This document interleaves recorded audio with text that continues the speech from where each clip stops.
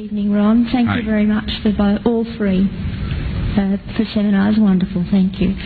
My question is that you said that you had the blood of our Lord examined by the Israelis. That's correct. What was their determination of that? Okay. Now, we won't be able to take second questions. I'm sorry if you're on your second one. Please just step out. I love you, but we're running out of time. Real quickly, okay.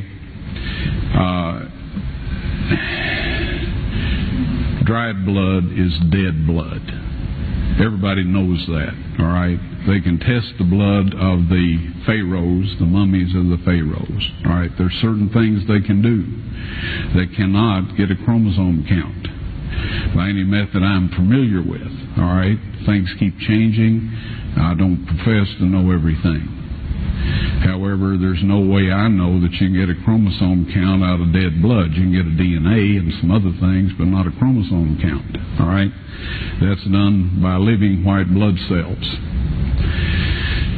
Now then, first of all, in this analysis, I took the blood into a laboratory in Israel. I asked one of the people I work with in antiquities, where is a good laboratory that does reliable work? And they said, such and such, such and such. I took it. I just said, please examine this blood and tell me what you can tell me about it.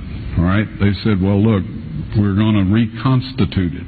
We're going to put it in normal saline and keep it at body temperature for 72 hours with gentle swirling. All right? That's their business. That's great. I said, now, I want to be there when you check it out. They said, fine. So I was back. They checked it out. I said, now, they said it's human blood. We can tell that. They did whatever tests they need to do. And then I said, take some of the white blood cells and put them in a growth medium and keep them at body temperature for 48 hours. And they said, well, that'll do no good because it's dead blood. I said, would you please do that for me? And they said, okay, we'll do it.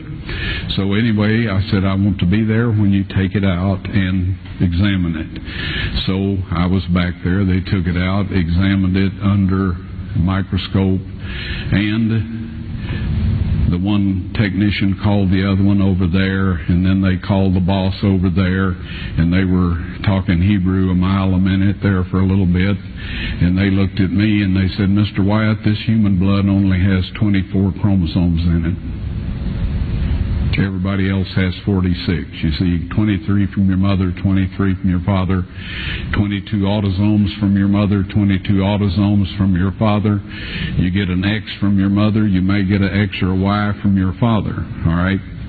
This blood had 23 chromosomes from the mother's side, one Y chromosome only. You see, the child could not have developed if they hadn't had the autosomes from the mother. So all of his physical characteristics were determined by his mother's side of the family, her autosomes. His maleness was determined by this one Y that came from a source, not a human male. Then they said, this blood is alive.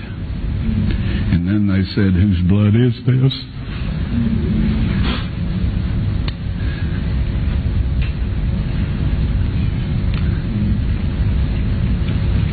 I said, it's the blood of your Messiah.